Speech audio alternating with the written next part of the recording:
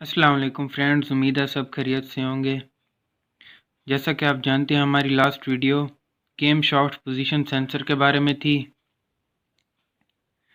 आज हम जिस सेंसर के ऊपर बात करेंगे वो है क्रैंक शाफ्ट पोजीशन सेंसर।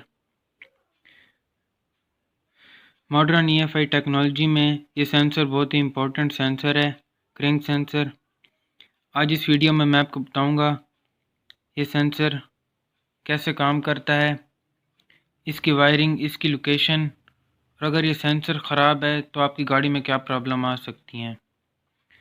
तो वीडियो शुरू करने से पहले जिन दोस्तों ने चैनल को सब्सक्राइब नहीं किया उनसे गुजारिश है कि चैनल को सब्सक्राइब कर लें और वीडियोस को ज़्यादा से ज़्यादा शेयर करें। तो चलते हैं वीडियो की तरफ। Crank shaft position sensor. ये सेंसर भी कैम शाफ्ट पोजीशन सेंसर की तरह काम करता है, जो कि क्रैंक शाफ्ट की रोटरी मोशन को डिग्रियों में मापता है, जिससे तमाम पिस्टनों की पोजीशन का पता चलता रहता है कि कौन सा पिस्टन TDC यानी टॉप डेड सेंटर पर है और कौन सा BDC यानी बॉटम डेड सेंटर पर। इस सेंसर की मालूमात की मदद से फ्यूल इंजेक्शन का टाइम पीरियड कंट्रोल किया जाता है। एक बार फिर से मैं रिपीट कर देता हूँ, ये सेंसर भी कैम शाफ्ट पोजीशन सेंसर की तरह काम करता है, जो कि क्रैंक शाफ्ट की रोटरी मोशन को डिग्रियों में मापता है, जिससे तमाम पिस्टनों की पोजीशन का पता चलता रहता है कि कौन सा पिस्टन TDC यानी टॉप डेड सेंटर पर है और कौन सा BDC यानी बॉटम डेड सेंटर पर। इस सेंसर की मदद से फ्यूल इंजेक्शन का टाइम पीरियड भी कंट्रोल किया जाता है। यह है क्रैंक शाफ्ट पोजीशन सेंसर की डेफिनेशन, जो कि आसान अल्फाज में बताई गई है। इस डेफिनेशन में बताया गया है कि यह सेंसर क्या काम करता है। यह सेंसर दो काम करता है।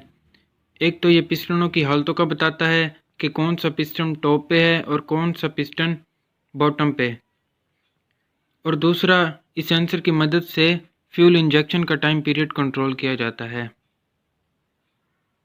अब बात करते हैं इस सेंसर की वायरिंग की। ये मेरे पास दो क्रैंक सेंसर पड़े हैं, जिनमें से जो एक सेंसर है वो 2 वायर वाला है और जबकि जो दूसरा सेंसर है वो 3 वायर वाला है। 2 वायर वाले सेंसर में इसकी जो एक वायर होगी वो होगी 5 वोल्ट और जो इसकी दूसरी वायर होगी वो होगी आउटपुट यानी आउट सिग्नल की। 3 वायर वाले सेंसर में इसकी जो एक वायर होगी वो होगी इग्निशन का करंट यानी 12 वोल्ट और इसकी दूसरी वायर अर्थ, और जो इसकी तीसरी वायर होगी वो होगी आउटपुट यानी आउट सिग्नल की। अब बात करते हैं सेंसर की लोकेशन की।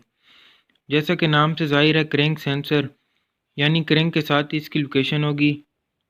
जितनी भी EFI गाड़ियाँ हैं, कंपनी ने इस सेंसर को चलाने के लिए क्रैंक के साथ एक प्लेट फिट की होती है, जो कि इस सेंसर को चलाने के लिए इस्तेमाल की जाती है।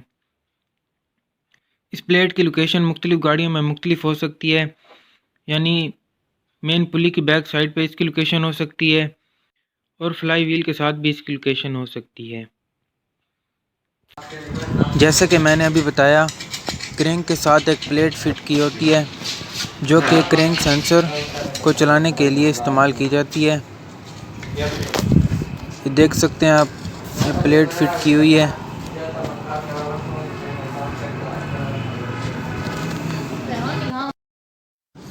ये मेन पुली की बैक साइड पे आप देख सकते हैं क्रैंक सेंसर को चलाने के लिए प्लेट लगी हुई है और ये फ्लाई व्हील के साथ भी आप देख सकते हैं प्लेट फिट की हुई है।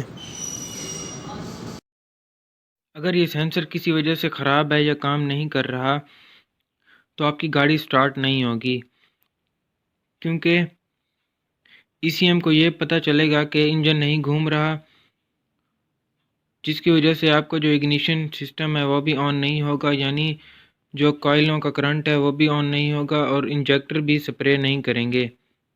इसलिए गाड़ी के स्टार्ट होने के लिए क्रैंक सेंसर के सिग्नल का आना बहुत ज़रूरी है।